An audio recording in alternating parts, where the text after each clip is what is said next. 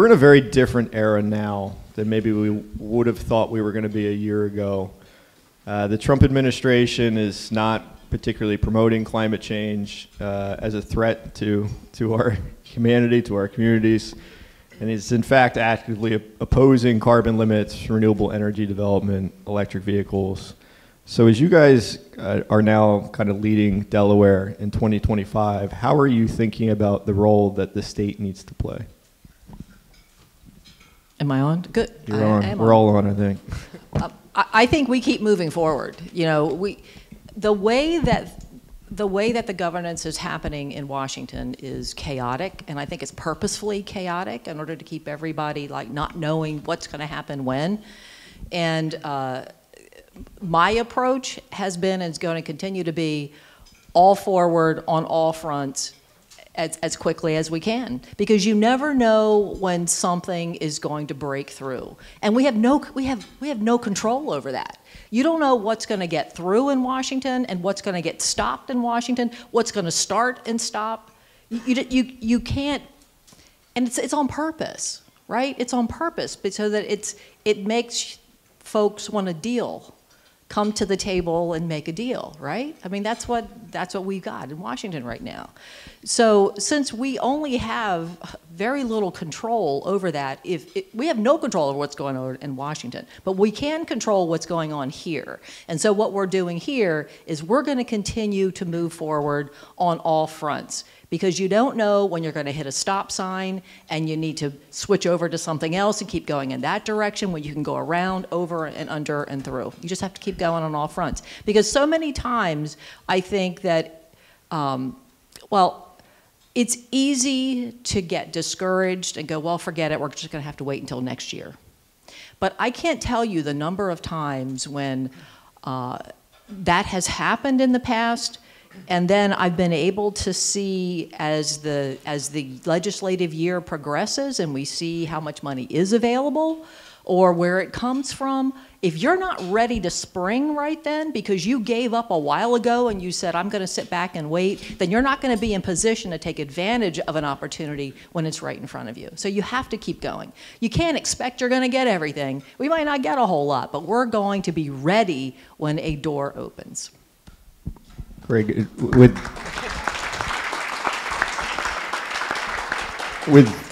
the federal, U.S. EPA now gutted, how do you see DNREC'S role in either stepping up to the plate or trying to backfill some of that? Well, it was a great time to become DNREC'S secretary. I could have planned that one a little better. Senator Hansen, as usual, is right.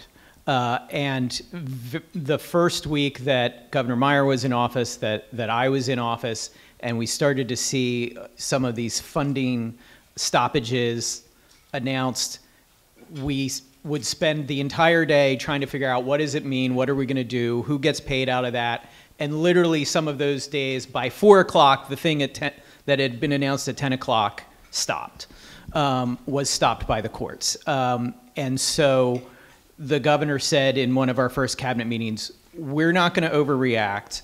We're going to wait until something actually is happening, not just when they say it's going to happen, because I think Senator Hansen is exactly right. It is all for effect. It's not all going to come to pass. Some of it, unfortunately, will. But we just have to keep moving forward in what the governor has said about environmental stuff, about climate change, about environmental justices. We're just going to keep trying to do the right thing. And there are things that we would like to do that we're probably not going to be able to do over the next 4 years because we don't have the EPA backing us up. One of the things that my fellow state environmental secretaries and I have talked about, and some of them have been doing it a lot longer than I have, is concern about the Office of Research in EPA, which provides a lot of the baseline data for a lot of the policy that happens both at the federal level and that states rely on. That seems to be on the chopping block or being targeted by the new administration, and that's going to hurt a lot. Obviously, things like offshore wind and other things, they're going to find a way to keep them from moving forward. but we just have to, as the senator said, keep doing what we can. As it says in the bio on my website, I'm a girl dad, so a lot of my accumulated life wisdom comes from Disney princess movies. And there's a low moment in Frozen 2 where the song is "Just do the next right thing," and that is what I think we need to do. In the meantime, even absent the federal stuff, there's a lot to do at DNREC that we don't have to, rely on the feds. And as we were getting ready for this, one of the things that Jake said is there's probably some questions in the room about what Greg Patterson wants to do at DNREC or why he's at DNREC.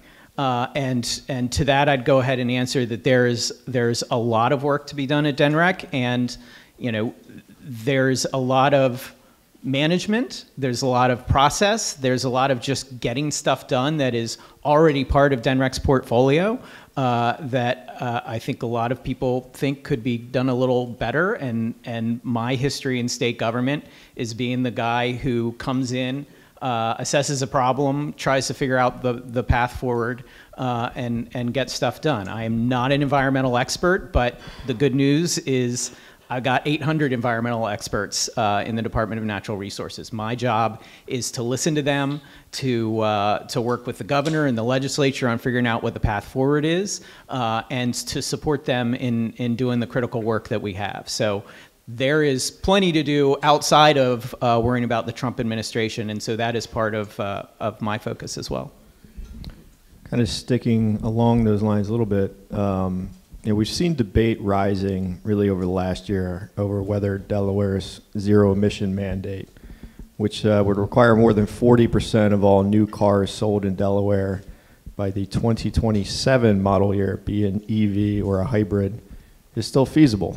Do you think, and do you think that's something that is still feasible, or do you think the state should rethink its position in light of the current economic realities? Well, there are certainly lots of people who are telling us and telling the governor that we ought to be rethinking that. In having conversations about the ZEV requirement, one of the things that I've tried to do is make sure everybody understands what Delaware is doing and how that is different than what other states are doing. The ZEV requirement, as it can be adopted, goes from 43% in model year 2027 up to 100% of the cars to be delivered to dealers in a particular state have to be zero emission by 2035. Delaware and a few other states have opted not to go through that entire process. And I can tell you, having been in Governor Carney's office when this was being discussed, he was a little uncomfortable with having a full ban, as people call it, on gas-powered vehicles. You can't, when you're getting into this as a state, change the ratios. You can't change the percentages. You can't decide you're going to have a different percentage. It's either in or out of what's called Advanced Clean Car 2. What Delaware chose to do, and again a couple other states did as well, is say we're going to get in, but then we're going to get out before the end. So as written, as finalized as a DNREC regulation, our schedule is to go from the 43% up to 82% in 2032, and then in 2033 we would be back down to a 0% requirement. And the idea was that helps build the market, it helps provide predictability to the auto manufacturers that we want and need electric vehicles here in Delaware, but doesn't go all the way to the point of completely banning gas-powered vehicles. It was kind of a Delaware solution to the choices that we had. The Carney administration wanted to do the right thing and help reduce emissions from transportation, which is one of the biggest problem areas still, but was uncomfortable with the complete mandate. So as we've talked about on a number of fronts, the landscape has changed because part of the thinking of putting that regulation into place, which was finalized in 2023, was that there would be federal support, both for being able to do it at all, because there's a waiver from the EPA that has to be allowed to require it.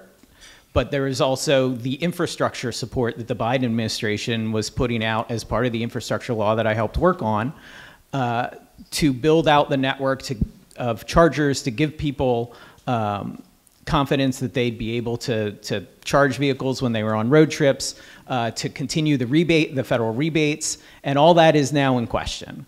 So I think it is a discussion that lots of people want to have right now, and we'll, there are certainly efforts at the federal level. The EPA administrator has said he wants to get rid of it, so this is another one where it may not become our choice at some point, but we'll see. And this all really comes by way of California, who created the ACS2, and we basically signed into it, or at least Governor Carney did. I know Senator Hansen, maybe you want to answer that as well, the question in terms of whether you still see it as feasible if the cost of these vehicles aren't coming down fast enough with rebates and subsidies, and if the charger network is not built out with the infrastructure funds. I'm worried about it. I'm worried about, I mean, the short answer is, Greg and I talk a lot about this, and I'm worried about it. We are in this is one area that is looks very differently this year than it did this time last year. I have been worried because I haven't felt like our residential build out for infrastructure, like EV charging infrastructure, has been robust enough. We're seeing it in new housing, but how easy is it to get existing housing with EV charging? It's not that easy, and the interconnections are not that easy. There's a lot of difficulty. We've been putting a lot of emphasis on EV charging stations along major roadways, and that's great. We should do that, right? But most people, when they get an EV, are not going to be charging it on I-95 or Route 1 or something. They're going to be charging it at their house. So that's the primary focus where we need to be, where we need to make sure that we are making it easier. So we do have EV charge. We put a bill in place, I think it was last year, where we're giving rebates on EV charging equipment at your home, as well as EV vehicles themselves. But I think what really worries me, it has worried me, period.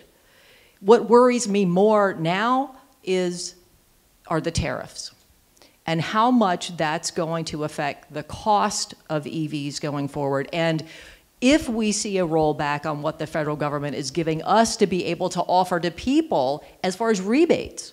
Because if the tariffs go up and we can still account for those and the rebates that we're giving to people to buy electric vehicles, okay, then that's okay. But if the tariffs go up and we can't account for that, and they're even more out of reach for the average person, what are we doing?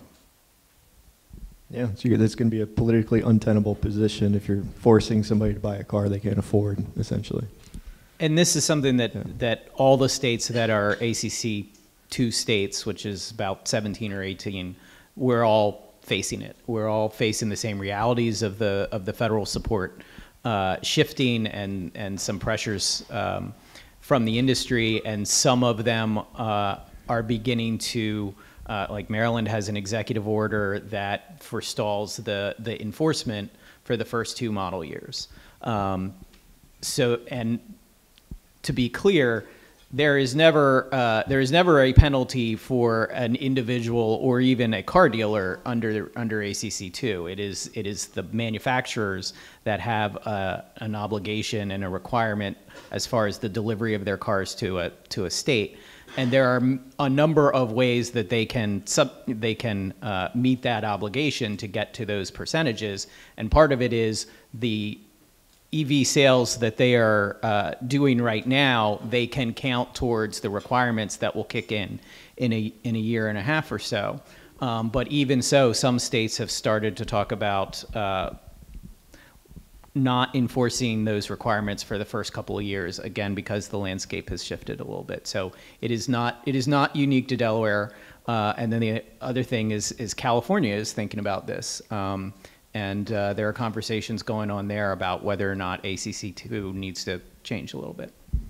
Speaking on a kind of an adjacent topic, and this is one of my most heard criticisms from like my uncle that is like just doesn't like EVs, and you can put as many electric cars on the road as you want, but if the power creating them is still coal or gas fired, what are we doing?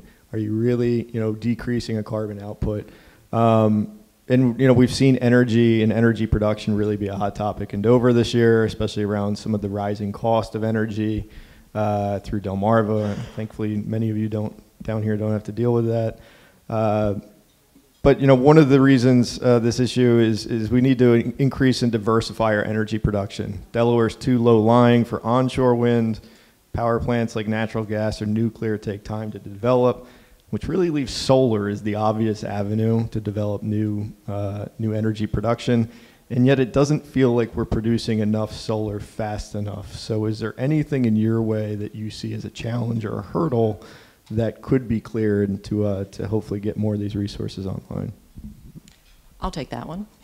I knew she'd take that one.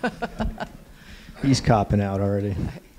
Yeah, we're in a tight spot here. The reason that we're in a tight spot is that we make less energy in our state than any other state in the country. We are 50th out of 50, so we are dead last with that. And we import most of the energy that we use. Of the energy that we do produce in state, most of it is natural gas. There is a need for us to develop energy at all levels, all kinds, as quickly as we can, because we are also facing a problem of energy reliability. So recently, our regional grid operator, which is operates the electric grid for not just Delaware, but 13 states in the area, has brought to our attention that we are facing an energy reliability problem that will hit us by 2028, if not earlier than that. And the only way for us to get out of that is for us to start generating a whole lot more energy than we're doing right now. So we need to be looking at all things. Now, there is a thought that maybe let's just do more natural gas, right? Natural gas is like the go-to. I don't know that anyone's really on board with bringing the coal plant back. I think when they talk about that, they forget about how dirty and nasty and environmentally fraught that was, what we got ourselves out of with the closure of that. So we'll have to have that discussion, I'm sure, to remind everyone what that looked like. And if there's any way that we can do any kind of emergency, keep that in our back pocket as an insurance policy, we'll have to talk about that. I mean, we have to talk about that for the same reason we have to talk about things like small modular reactors. We got to talk about everything. We have to have the courage to look at the pros and cons of everything. So one of the go-tos right now, though, is, well, let's just do more natural gas. Sure, fine, we can do more natural gas, but there's an element to that people aren't thinking of, which is to do natural gas, to make more natural gas that's dispatchable, that you can call on right now and have it go online. You have to have a gas turbine in order to do that. Those are like big jet engines. There is a 4 to 7 year wait on the manufacture of gas turbines. There's only 3 companies in the United States that make them, and they've said it's a 4 to 7 year wait. We've got an energy reliability issue beginning when? What did I say, 2028? Like they've said perhaps 2026. Very so quickly. Yes, we do need to look at other things besides natural gas and solar. Well, number one, let's get the wind project back on, okay? Number one, let's get the wind project going, okay? Because that was a terrible decision, and I could talk about that, and you don't really need to hear me, but my heart is in getting that back online, so let's just leave it at that. For solar, though, we need to solve the siting issue. You may not know it, but there is actually a moratorium on large-scale, utility-scale solar in Kent County. So we've got Sussex County saying no wind. We've got Kent County saying nope, can't do solar. Who wants to stand up for small modular reactors? Who do you think's going to stand up for one of those, right? Or for a large battery center, which we ought to be looking at as well, or for more gas transmission pipelines, because if you wait 4 to 7 years, you can get a turbine, but you got to have pipelines to do it too, right? Everything's got a pro and a con. So what we need, though, are decisions made at a state level for the siting of large energy generating facilities and their associated large equipment made at a state level with local input on what those decisions, how appropriate they are for the particular areas, but then taking in mind, this is a 1 million person issue. This is everybody in Delaware is going to be affected by an energy reliability problem. We don't need one county saying no that then penalizes the rest of us and keeps us from being able to turn our lights on in a couple of years, but to not meet our greenhouse gas goals, to not meet our RPS goals. There's all sorts of reasons why we need to have this decision made at a state level, and I am pursuing siting commission legislation right now. I think the real issue is you're just not passionate enough. I do want to ask one more question here before I turn it over to the audience, who I'm sure is itching to ask you guys a couple things. But I know we're in the heart of Sussex County, and we've experienced a major building boom here in the last decade. That's created a lot of concerns around deforestation, the impacts of runoff on our local waterways, like our inland bays. So how do you see DNREC'S role in protecting our natural assets, and how do you think changes to our permitting process are needed? Well, it's somewhat the same issue as the siting one that Senator Hansen just talked about. You know, there's a tradition of local control of land use decisions, and those land use decisions in Sussex County have been made, you know, a certain way for a number of years. I think the good news and the opening that we see from the governor's office, which is working on this, and DNREC and DelDOT's perspective is, thanks to the election results of county council, there seems to be an openness to look at this. So any of the Sussex County Council voters here, thank you very much. Because those conversations are happening now, and they involve the state planning office and DNREC and DelDOT and the new county council land use reform task force. So there is an opening, but it's not going to be easy. The other thing that from specifically a Sussex land use perspective that this administration wants to work on, which we're just starting to get to. So anybody representing towns who haven't heard this yet, don't worry, we're getting there. But making sure that the towns have the resources they need, the coastal towns specifically, have the resources they need to plan for resiliency and sea level rise and storms. Lewis has done a very good job of having a sustainability coordinator and building sustainability and resilience into their planning. And what we as an administration would like to do, and Susan Love, if she's still here, is going to be part of this conversation with the governor's office and with towns, is what can we do to help those entities plan better from a land use perspective and from a resiliency perspective. All right, so with that, I will open it up to questions from the audience for our esteemed panel. Please, let's keep questions brief so that we can get as many in as we possibly can. We'll start here with Keith or Christoph. What consideration is being given to on-site energy production, mandated production? All these distribution centers, some are putting solar panels, others are not. Gas stations being built, hospitals, etc. Why are they not being mandated to put some kind of energy production on the site? Solar panels, geothermal under pervious parking lots, wind towers, etc.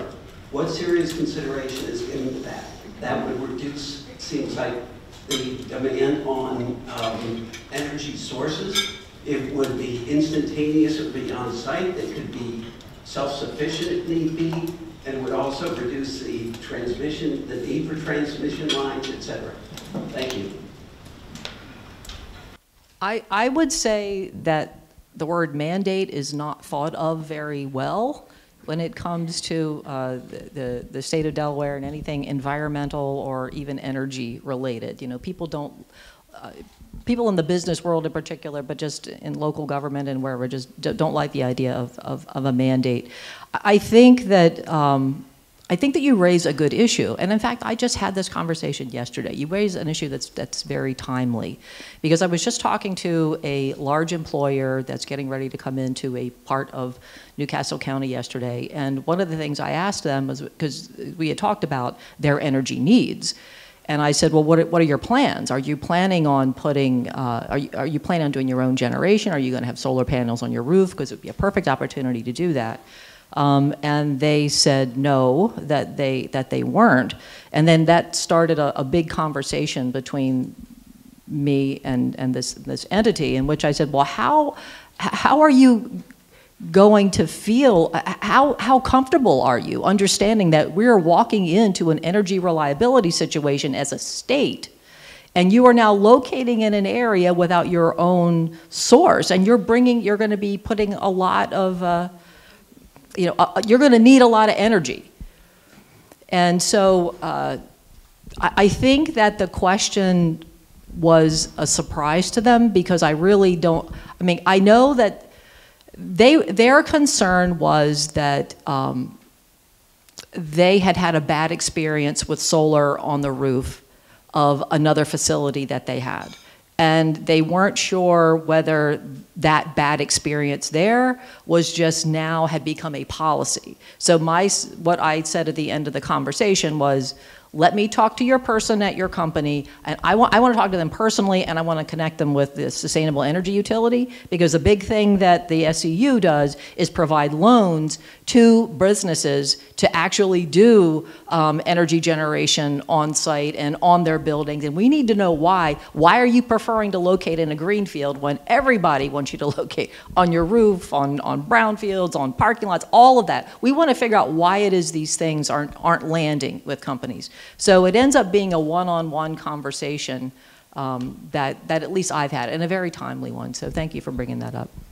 Yeah, I would certainly add that our approach to this point has been one of carrots rather than sticks and incentives, and I was going to mention SEU as well.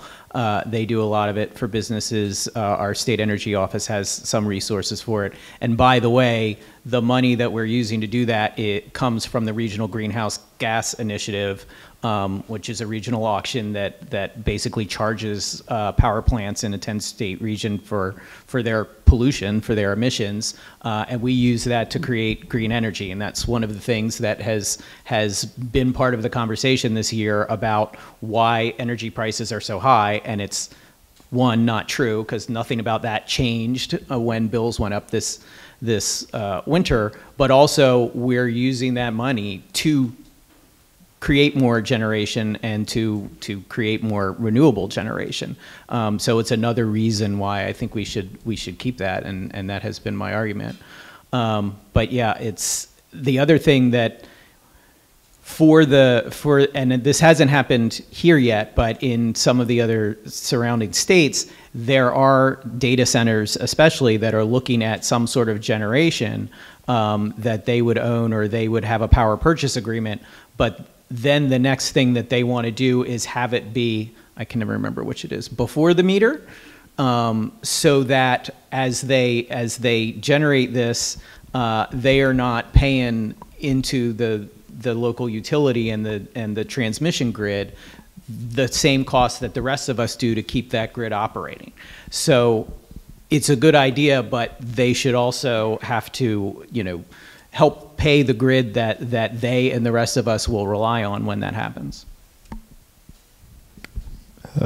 Christoph? Yeah, we've got time. Yes, I just wanted to follow up, comment on what you were saying, Greg. That resilience challenge isn't just on our coastal towns.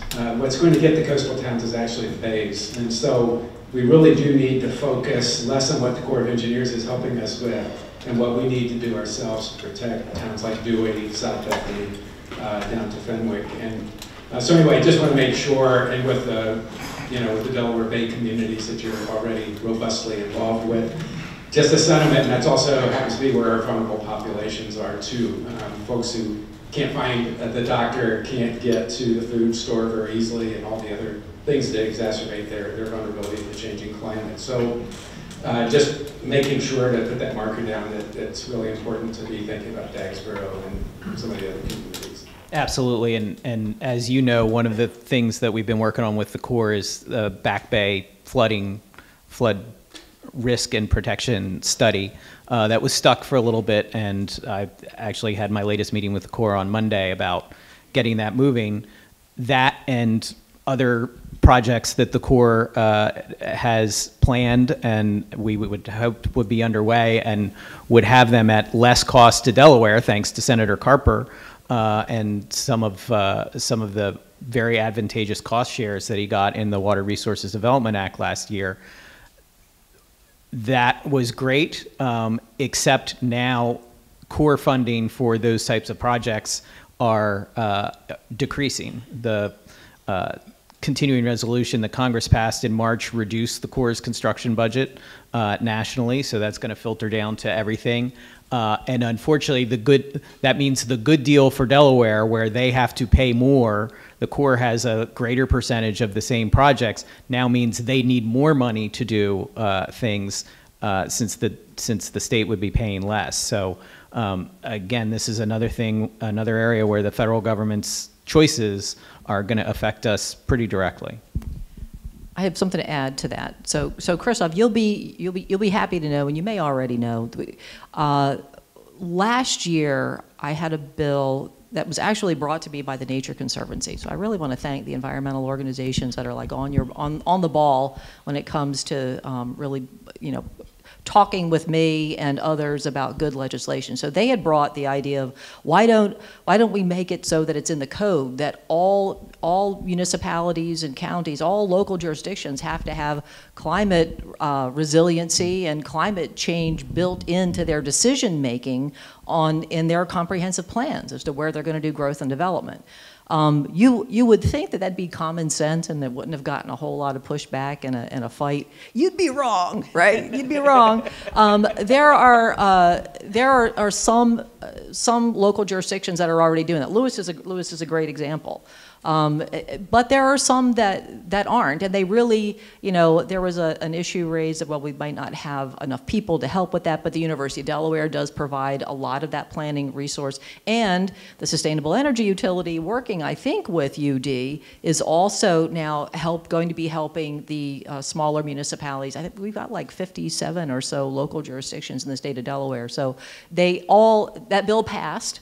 And so they all now have to have climate change and resiliency built into their comp plans going forward. So we're doing it, so thank you. No more questions from former DNREC'S secretaries, please. With that, I'm going to have to close our panel, but I see some hands, and I know that our great state senator and secretary might stick around for a second, try to answer anybody's questions, but I do want to get on to our next panel. So first, if we give a round of applause to Senator Hansen and Secretary Patterson.